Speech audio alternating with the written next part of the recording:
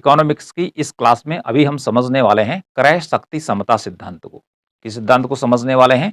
क्रय शक्ति समता सिद्धांत को, जिसे इंग्लिश में कहते हैं परचेजिंग पावर पेरिटी थ्योरी, और शॉर्ट में इसको कहा जाता है पीपीपी थ्योरी। तो परचेजिंग पावर पेरिटी थ्योरी किसने दी, इसका क्या काम है और किस प्रकार से यह कार्य करती है, किस प्रकार से जो इसका प्रतिपादक है उसने इसको एक्सप्लेन किया, इसकी व्याख्या की, इसको हम यहाँ पर बहुत ही सरल शब्दों में समझने की कोशिश करेंगे। तो जो क्रय शक्ति समता सिद्धांत है, परचेजिंग पावर पेरिटी जो थ्योरी है, यह जो थ्योरी है इसका जो काम है वह है विनिमय दर निर्धारित करना, कि दो देशों के बीच जो मुद्रा है उनकी विनिमय दर कितनी कितनी होगी, इसको निर्धारित करने का काम करती है क्रय शक्ति समता सिद्धांत, या बतलाने का काम करती है। इसके बाद आता है जो क्रय शक्ति समता सिद्धांत है, इसका जन्मदाता कौन है, इसका विकास किसने किया, इसका प्रतिपादन किसने किया। तो बहुत ही प्रसिद्ध अर्थशास्त्री हुआ है, उसका नाम है गुस्टाव कैसल, जिसने कि 1920 में 1920 में क्रय शक्ति समता सिद्धांत को देने का काम किया, बतलाने का काम किया। और जो ये गुस्टाव कैसल था, यह स्वीडन का रहने वाला था। किस कंट्री का रहने वाला था? स्वीडन, जो कि यूरोप की एक कंट्री है या देश है। नॉर्वे, स्वीडन, फिनलैंड आपस में अगल बगल के देश हैं। तो जो गुस्टाव कैसल था, उसने अपना जो सिद्धांत दिया क्रय शक्ति समता सिद्धांत, वो कौन सी पुस्तक में दिया, कौन सी किताब में दिया? तो उसकी किताब थी money and foreign exchange after 1914, ये उसकी बुक है। इस बुक में उसने क्रय शक्ति समता सिद्धांत की व्याख्या की। तो क्रय जो शक्ति समता सिद्धांत है बहुत ही सरल सिद्धांत है, कोई कठिन सिद्धांत नहीं है। तो जो क्रय शक्ति समता सिद्धांत है, इसको सिंपल भाषा में एक उदाहरण के द्वारा पहले समझ लेते हैं। कि माना कि भारत में 1 किलो अंगूर 25 रुपए का मिलता है। 1 किलो अंगूर भारत में 25 रुपए का मिलता है। ओके, पहली बात तो भारत में परचेजिंग जो पावर है 25 रुपए की, वो 1 किलो अंगूर खरीदने की है, कि मतलब 25 रुपए में 1 किलो अंगूर खरीदे जा सकते हैं।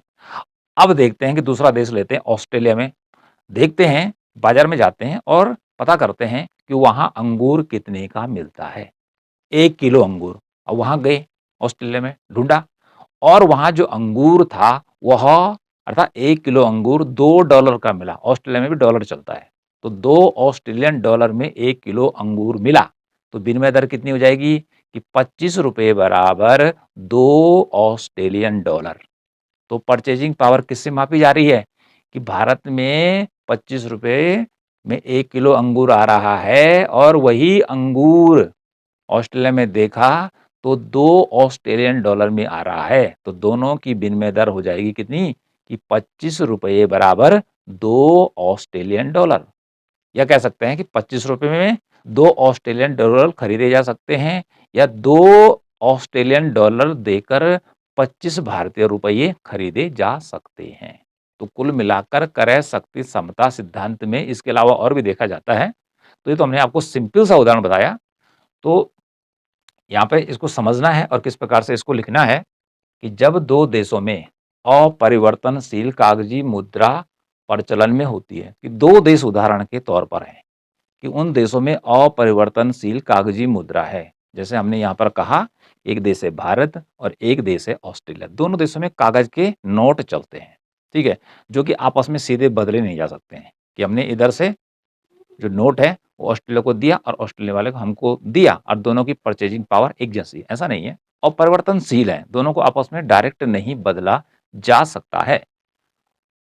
आजकल सभी देशों में कागज के ही नोट चलते हैं, ठीक है। माना कि भारत में 500 रुपए का एक नोट है, 500 रुपए का, और वही ऑस्ट्रेलिया में 500 कागज पे छपा हुआ है, नोट पे 500 ऑस्ट्रेलियन डॉलर।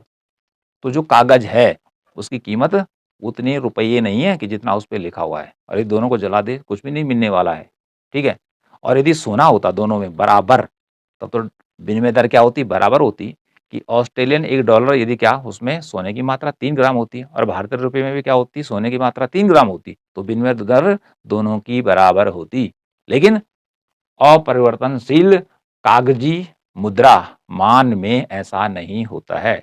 रुपये सीधे डायरेक्ट क्या होते हैं, बदले नहीं जाते हैं, बल्कि उनकी क्रय शक्ति देखी जाती है कि वह कितनी वस्तुएं घरेलू बाजार में खरीद सकता है एक देश की मुद्रा, और दूसरे देश की मुद्रा कितने रुपए देकर या मनी देकर वस्तुओं को खरीद सकती है। इसके आधार पर विनिमय दर का निर्धारण करने की बात करता है क्रय शक्ति समता सिद्धांत। थोड़ा ध्यानपूर्वक सुनना है। जब दो देशों में अपरिवर्तनशील कागजी मुद्रा प्रचलन में होती है, ठीक है, कागज के नोट चलते हैं, आपस में सीधे नहीं बदले जाते हैं, तो उन दो मुद्राओं की विनिमय दर कि ऑस्ट्रेलिया में चल रहा है डॉलर और भारत में चल रहा है रुपया उदाहरण के तौर पर, तो उनका जो विनिमय दर होगा, ठीक है, कि कितने रुपए देंगे और कितने डॉलर मिलेंगे, या कितने डॉलर देगा और कितने रुपए मिलेंगे, उन मुद्राओं की क्रय शक्ति समता के आधार पर किया जाता है। ठीक है, कि क्रय शक्ति समता सिद्धांत क्या कहता है कि दो देशों की मुद्राओं के बीच की विनिमय दर जो होगी वो क्रय शक्ति के आधार पर निर्धारित होगी कि उनकी घरेलू शक्ति कितनी है। तो हमने पहले कहा कि ऑस्ट्रेलिया में जो 1 किलो अंगूर है वह $2 का मिल रहा है और भारत में 25 रुपए का मिल रहा है, तो ये परचेजिंग पावर होगी। ठीक है, तो परचेजिंग पावर कहाँ देगी, घर में, कि भाई कितना खरीद सकता है। उधर ऑस्ट्रेलिया में देखा कि वहाँ कितना खरीद सकता है, तो पता चला वहाँ मात्र $2 खर्च हो रहे हैं और यहाँ 25 रुपए खर्च हो रहे हैं। तो इस प्रकार से दोनों की एक्सचेंज जो रेट हो जाएगा, अदला बदली का जो रेट होगा वह 25 रुपए बराबर $2, अर्थात 25 रुपए दो और $2 खरीद लो, या $2 में 25 रुपए ले लो। इस प्रकार से विनिमय दर क्या होगी, तो यही है क्रय शक्ति समता सिद्धांत। मतलब क्रय करने में समानता देखनी है कि $2 में 1 किलो अंगूर और 25 रुपए में 1 किलो अंगूर, यहाँ पे समानता स्थापित हो गई। इस प्रकार से परचेजिंग पावर पेरिटी जो थ्योरी है वह काम करती है। अगला है, इसी में हम इसको दूसरे रूप में भी देख सकते हैं कि दो देशों के बीच विनिमय दर उस बिंदु पर निर्धारित होती है, अर्थात उस पॉइंट पर निर्धारित होगी कि जहां पर दोनों देशों की क्रय शक्तियां समान होंगी। दोनों देशों की क्रय शक्तियां समान होंगी। अब कहां पर समान होगी, जैसे हमने बताया 1 किलो अंगूर भारत में 25 रुपए में मिल रहा है और वही 1 किलो अंगूर ऑस्ट्रेलिया में $2 मिल रहा है, तो क्रय शक्तियां क्या हो गई, बराबर हो गई, क्योंकि दोनों का काम ही खरीदना है। भाई क्या करना है, खरीदना है। तो ये तो हमारा सिंपल सा उदाहरण हो गया। ठीक है, तो सिंगल वस्तुओं के रूप में कभी भी क्रय शक्ति मापी नहीं जाती है कि किसी देश में गए, ठीक है, एक वस्तु ली, एक वस्तु के द्वारा कीमत का पता नहीं चलता है। तो इसलिए कीमतें जब भी निर्धारित की जाती हैं, तो ठीक है, वो बंडल में ली जाती है। बंडल का अर्थ है समूह में आवश्यक आवश्यक वस्तुएं ली जाती हैं कि कौन सी वस्तुएं यूज की जा रही हैं फॉरेन ट्रेड में, विदेशी व्यापार में, निर्यात आयात में कौन सी वस्तुएं ज्यादा बिक रही हैं। ठीक है, उन वस्तुओं का बंडल लिया जाएगा और उस बंडल को देखा जाएगा कि एक बंडल है वो भारत में कितने मिल रहा है, वही बंडल, ठीक है जी, जाके देखेंगे कि ऑस्ट्रेलिया में कितने मिल रहा है, तो तब जाके पता लगेगा कि दोनों देशों की मुद्राओं के बीच की जो विनिमय दर है वह कितनी कितनी होगी। अब यहां पर मैंने बंडल की बात की, बंडल का अर्थ होता है समूह। ठीक है, ग्रुप में लिया जाएगा कि 40 वस्तुएं हैं या 50 भी हो सकती हैं या 35 भी हो सकती हैं। अब हमने देश बदल दिया, एक देश बदल दिया। अब इसको उदाहरण के द्वारा फिर समझना है, वो तो हमारा सिंगल वस्तु के बारे में था। ठीक है, अब हमने आपको बताया कि जब भी कीमतें ली जाती हैं तो एक वस्तु को लेकर नहीं ली जाती है, बल्कि वस्तु समूह में ली जाती है। ठीक है, तो समूह को हम बंडल कहते हैं, उसी को टोकरी भी कहते हैं। मान लीजिए, देखिए उदाहरण के तौर पे भारत में एक बंडल है, ठीक है, वस्तुओं का एक बंडल है, एक टोकरी है, उसमें माना कि 35 वस्तुएं हैं, माना कि उसमें 35 वस्तुओं का एक बंडल है और भारत में वो कितने रुपए में मिलता है, 25 रुपए में मिलता है। ठीक है, 35 वस्तुओं का एक बंडल है, एक समूह है, वो कितने मिलता है, 25 रुपए में मिलता है। ठीक है जी, अब चेक करना है, जापान चलना है सीधे। ठीक है, जापान में देखना है कि 35 वस्तुओं का सेम बंडल कितने रुपए मिलता है। अब वहां रुपए तो चलता नहीं है, वहां की मुद्रा का नाम है, मनी का नाम है एन। ठीक है जी, वहां एन है। पता किया कि 35 वस्तुओं का जो सेम जो बंडल था वस्तुओं का भारत में जो 25 रुपए मिल रहा था, वह जापान में मिलता है मात्र 1 येन में। कितने येन में? ठीक है, तो 1 येन की परचेजिंग पावर कितनी है? भारत में 25 रुपए की जितनी परचेजिंग पावर है घरेलू बाजार में। ठीक है, घरेलू बाजार में। तो यहाँ पर विनिमय दर कितनी होगी? विनिमय दर होगी दोनों देशों के बीच 25 रुपए बराबर 1 येन, अर्थात 25 रुपए दो और 1 येन खरीदो। 25 रुपए दो और 1 येन खरीदो। या जापान वाला क्या कर सकता है? 1 येन देगा और 25 रुपए ले सकता है। इस प्रकार से विनिमय दर क्या होगी? निर्धारित होगी। तो ये कहता है क्रय शक्ति समता सिद्धांत। क्रय करने की शक्ति देखनी है तो 25 रुपए में क्रय करने की शक्ति कितनी है? 1 येन के बराबर है। या 1 येन में 35 वस्तुओं के एक बंडल को खरीदने की शक्ति कितनी है? 25 भारतीय रुपया है। ये कहलाएगी विनिमय दर। तो बस इसी को बराबर करना है। यह है क्रय शक्ति समता सिद्धांत। सिंपल सी बात है। ठीक है, सिंपल सी बात है जो हमने आपको यहाँ पर बताई। अब आता क्या है कि जो विनिमय दरें होती हैं अंतर्राष्ट्रीय स्तर पर, ये हमेशा एक जैसी नहीं रहती हैं। एक जैसी अर्थात ऐसा नहीं है कि उदाहरण के तौर पे कि विनिमय दर 25 रुपए बराबर 1 येन ही रहे जापान और भारत के बीच में। ये बदलती रहती है भाई, घट बढ़ सकती हैं, कभी बढ़ सकती हैं और कभी घट सकती हैं। लेकिन गुस्ताव कैसल का कहना है कि अंततः जो विनिमय दर है वह संतुलित अवस्था पर जाने की प्रवृत्ति रखती है। ऊपर जाएगी, नीचे जाएगी, लेकिन जहां पर पहले निर्धारित हुई है वहां पर जाने की प्रवृत्ति रखेगी। ठीक है, कीमत स्तर यदि दोनों देशों में स्थिर रहे, कीमत स्तर दोनों देशों में स्थिर रहे, माना कि भारत और जापान के मध्य जो कीमत स्तर है वस्तुओं का वह क्या रहे? स्थिर रहे, कीमत स्तर चेंज नहीं होना चाहिए। तो उसने क्या कहा कि विनिमय दर यदि उसके बाद बदलती है, पहले तो विनिमय दर ये वाली है, लेकिन कीमत स्तर यदि क्या है? बदलता नहीं है, स्थिर रहता है, अपरिवर्तित रहता है, लेकिन विनिमय दर क्या होती है? यहाँ पे आर लिखा, आर का मीनिंग है रेट ऑफ एक्सचेंज। क्या होता है? बदलकर 20 रुपए बराबर 1 येन हो जाता है। अर्थात पहले तो ये था ये वाला, लेकिन अब क्या होती है? विनिमय दर बदल जाती है अंतर्राष्ट्रीय बाजार में और 20 रुपए बराबर 1 येन हो जाता है।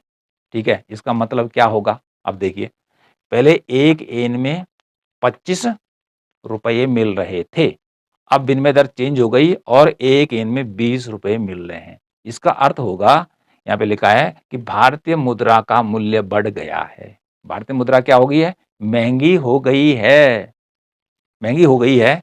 तो इसका प्रभाव क्या पड़ने वाला है? इसका प्रभाव क्या पड़ने वाला है? आगे चलकर देखें। इसका होगा कि भारत में जापान से आयात बढ़ेगा। क्यों बढ़ेगा? अब वस्तुएं ऐसा नहीं है कि 20 रुपया हो गया तो 35 वस्तुओं का जो बंडल है उतना ही मिलेगा। अब वस्तुएं कम हो जाएंगी क्योंकि भारतीय रुपये का मूल्य बढ़ गया, अर्थात वस्तुएं भारत में महंगी हो जाएंगी। वस्तुएं क्या हो जाएंगी? भारत में महंगी हो जाएंगी। लेकिन जापान में, क्योंकि जापान तो 1 येन में चल रहा है, तो जापान में कोई परिवर्तन नहीं हुआ है वस्तुओं के मूल्य में, तो वहां वस्तुएं रहेंगी जापान में सस्ती और भारत में हो जाएंगी महंगी। तो भारतीय मुद्रा का मूल्य बढ़ गया, मतलब महंगा हो गया है। ठीक है, भारत में वस्तुएं क्या हो जाएंगी? महंगी हो जाएंगी और जापान में क्या रहेंगी? सस्ती रहेंगी। तो तब क्या होगा? होगा भारत में जापान से आयात बढ़ेगा, अर्थात भारत क्या करेगा? जापान से वस्तुओं को खरीदने का काम करेगा, जिसे आयात कहते हैं। और उल्टा भारत के लिए क्या होगा? भारत के निर्यात घटेंगे, क्योंकि भारत में वस्तुएं महंगी हो चुकी हैं। तो महंगी वस्तुओं को जापान काहे को खरीदेगा? तो अंतर्राष्ट्रीय बाजार में हमेशा ये देखा जाता है कि सस्ती वस्तुएं कहाँ से मिलने वाली हैं। ठीक है, महंगी वस्तु कोई नहीं खरीदता है। तो यदि 20 रुपये बराबर 1 येन हो जाता है, ठीक है, विनिमय दर चेंज होके, तो इसका मतलब है कि भारतीय मुद्रा का मूल्य बढ़ जाएगा, जिसे कहते हैं अधिमूल्यन। ठीक है, इकोनॉमिक्स की भाषा में इसे कहते हैं अधिमूल्यन। अधिमूल्यन हो जाएगा तो इससे क्या होगा कि भारतीय वस्तुएं महंगी हो जाएंगी। महंगी वस्तुओं को जापान नहीं खरीदेगा, बल्कि जापान से हमें वस्तुएं खरीदनी पड़ेंगी, क्योंकि वहां पर 1 येन में उतनी वस्तुएं पहले जैसे मिल रही हैं। तो आयात बढ़ेगा किसका? भारत का जापान से। भारत के निर्यात क्या होंगे? घटेंगे, ध्यान रखना। तो जब निर्यात घटेंगे तो रुपये पर क्या प्रभाव पड़ेगा? रुपये की मांग घटेगी। रुपए की मांग घटेगी। बोला जापान वाला रुपए की मांग कब करता है? जबकि भारत के निर्यात बढ़ते। तो भारत से वस्तुओं खरीदने के लिए रुपए की ज़रूरत पड़ती, तो वो रुपयों की डिमांड करते। लेकिन यहाँ तो उल्टा हो रहा है, यहाँ किसकी डिमांड बढ़ेगी? यहाँ बढ़ेगी येन की डिमांड, क्योंकि जापान से भारत वस्तुओं को आयात करेगा। तो जापानी येन की मांग बढ़ेगी और भारतीय रुपए की मांग घटेगी। ये बात तो ये क्लियर हो गई, ठीक है जी। जब विनिमय दर क्या होगी? चेंज हो गई। अभी इसका उल्टा भी करना है, ठीक है जी, कि यहाँ पे तो वस्तुएं महंगी हो गई, इसमें उल्टा देखिए कि विनिमय दर क्या होती है, फिर बदल जाती है, ठीक है, कि 30 रुपये बराबर 1 येन। इसका मतलब है कि 30 रुपये में 1 येन मिलेगा। ओके जी, या हम कह सकते हैं 1 येन में 30 रुपये मिलेंगे। पहले क्या था? 1 येन में 20 मिल रहे थे। पहले क्या था? 1 येन में 25 मिल रहे थे, तो 25 की जगह यहाँ तो 20 हो गया था। लेकिन अब उल्टा हो गया है कि 1 येन में 30 रुपये मिल रहे हैं भैया, 1 येन में 30 रुपये मिल रहे हैं।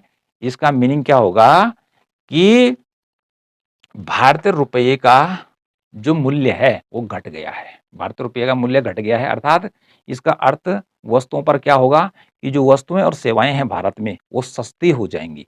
अवमूल्यन होने से सस्ती हो जाएंगी, तो इससे क्या होगा? भारतीय निर्यात बढ़ेंगे, अर्थात भारतीय वस्तुओं और सेवाओं का निर्यात बढ़ेगा। कहाँ को बढ़ेगा? जापान को बढ़ेगा। तो जब जापान को भारतीय निर्यात बढ़ेंगे तो भारतीय जो रुपया है उसकी मांग भी बढ़ेगी, उसकी मांग बढ़ेगी, उसकी मांग बढ़ेगी।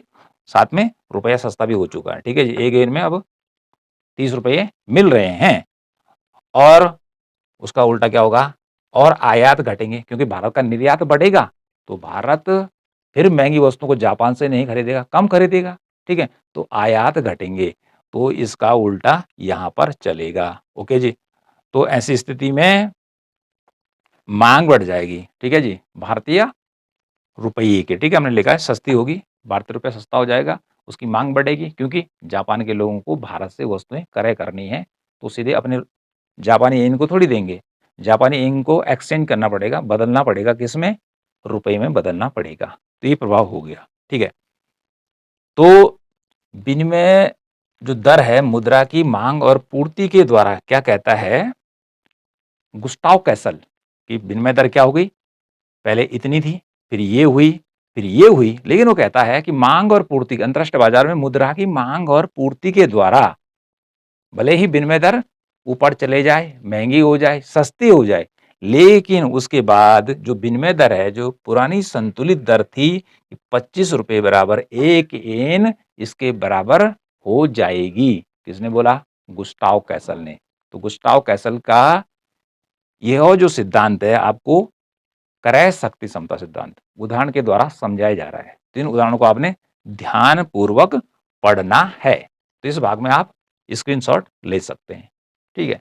अब जब हम उधर जाएंगे तो आप इधर का स्क्रीनशॉट ले लेंगे, तो फिर दोनों को मिला लेंगे, तो आपको स्क्रीन पर जो लिखा है वह दिख जाएगा। अब मैं यदि एक किनारे जाता हूं तो पूरा का पूरा जो है हमारा लाइट चमकना शुरू कर देती है, और जिससे क्या होती है जो पिक्चर है वो आपको साफ नहीं दिखाई देती है। इसलिए हम आधे भाग में खड़े होते हैं जिससे कि स्क्रीनशॉट आप ले सकें। ओके, तो यहाँ पर तो हमने कहा कि कीमत जो स्तर है वो स्थिर रहे तो विनिमय दर परिवर्तित हो जाती है। तो क्या असर पड़ता है वो बताया मैंने आपको। अब देखिए कीमत स्तर में परिवर्तन, वहां पे कीमत स्तर में कोई परिवर्तन नहीं था, कीमत स्तर बिल्कुल स्थिर था, विनिमय दरें चेंज हो गई, ठीक है जी। लेकिन कीमत स्तर क्या होता है? प्रत्येक देश का बदलता रहता है। आधार वर्ष हमेशा 100 मानकर चलते हैं जब निर्देशांक या सूचकांक तैयार किया जाता है किसी भी कंट्री का। तो प्रत्येक देश का जो घरेलू कीमत सूचकांक होता है, भारत का है, जापान का है, पाकिस्तान का है, बांग्लादेश का, अमेरिका का, किसी भी देश का अलग अलग होता है, ठीक है। उसका आधार वर्ष भी अलग अलग होता है। तो इसी डेफिनेशन पर नजर डालते हैं कि दो देशों के बीच विनिमय दर उस बिंदु पर निर्धारित होगी जहां पर दोनों देशों की क्रय शक्तियां समान होंगी, ठीक है, समान होंगी। लेकिन जो क्रय शक्तियां समान होगी, लेकिन विनिमय दर हमेशा क्या होती? सामान्य नहीं रहती है। क्रय शक्ति समता हमेशा समान नहीं रहती है, ऊपर नीचे करती है, ठीक है जी। कभी 20 रुपए में मिल जाता है पूरा बंडल, ठीक है, माना 20 रुपए में एक बंडल मिल रहा है भारत में वस्तुओं का, और अमेरिका में $1 मिल रहा है। लेकिन पता चला कि विनिमय दरें चेंज हो गई और वही अब 30 में चला गया, 30 रुपए में मिलेगा, ठीक है जी, और इधर एक ही डॉलर रहेगा मान लीजिए। तो इस प्रकार से विनिमय दरें आपस में क्या होती है, बदलती रहती, परिवर्तित होती रहती हैं। तो अब हम इसको हम समझेंगे कीमत स्तर में परिवर्तन से, ठीक है, विनिमय दर पर क्या असर पड़ेगा, क्या प्रभाव पड़ेगा। यदि कीमत स्तर बदलता है तो क्या विनिमय दर भी बदलेगी कि यह स्थिर ही रहेगी। तो देखिए, पहला हमने ले रखा उदाहरण के तौर पे कि विनिमय दर मान रखिए कि 25 रुपये बराबर 1 येन है, ठीक है, कि जापान और भारत के बीच जो विनिमय दर है, ठीक है, दो देशों की करेंसियों के बीच, दो देशों की मुद्राओं के बीच वो कितनी मान रखी है, 25 रुपये बराबर 1 येन, अर्थात 25 रुपये में 1 येन खरीद सकते हैं, 1 येन में 25 रुपये खरीद सकते हैं। उल्टा सुल्टा दोनों को पढ़ेंगे। तो इसके लिए नया सूत्र दिया है गुस्ताव कैसल ने, क्योंकि हम तुलना कर रहे हैं यहाँ पर दो देशों की, कि दो देशों में वस्तुएं कितने कितने में मिल रही है, ठीक है।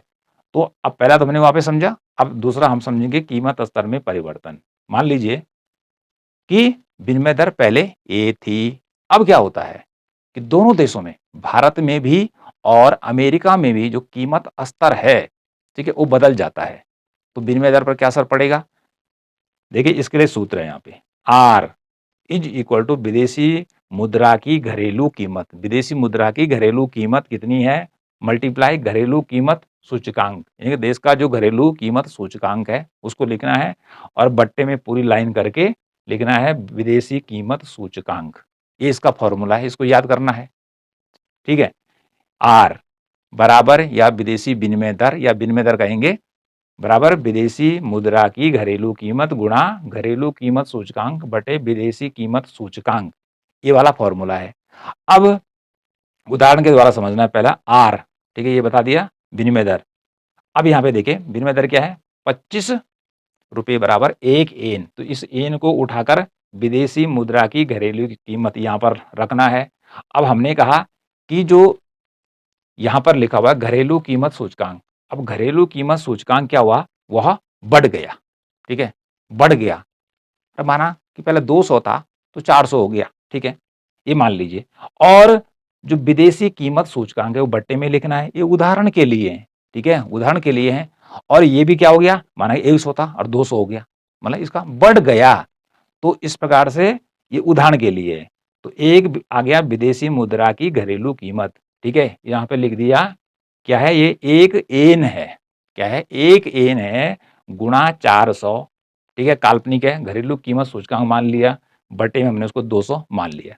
अब इसको इससे कट करेंगे तो कितना आएगा, 2 येन आएगा। कैसे आएगा कि 2 जीरो है, 2 जीरो से कट गया, 2 एकम को 2 और 2 दूने 4 और 2 एकम को 2, तो ये आ गया 2 येन, ठीक है जी।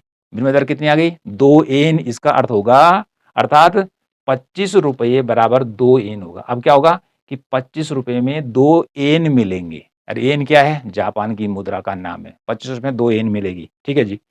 फिर क्या हुआ, अगला देखते हैं कि कीमत सूचकांक, फिर देखते हैं चेंज करके क्या असर पड़ता है, ठीक है। येन यहाँ रहेगा, मल्टीप्लाई करेंगे, यहाँ हमने 300 400 से किया था, यहाँ कम से कर लेते हैं 300 से, ठीक है, यहाँ 200 से किया, यहाँ से कम कर देते हैं। तो अब इसका जो उत्तर आएगा, ठीक है जी, यहाँ से गया, यहाँ से गया, यहाँ से गया, एक या 3 अर्थात 3 येन, ठीक है जी। इसका अर्थ हुआ कि 25 रुपये में 3 येन मिलेंगे। अगला देखिए उदाहरण देखिए क्या है, R is equal to N है, यहाँ पे एक ही एन लिखना है, ठीक है जी।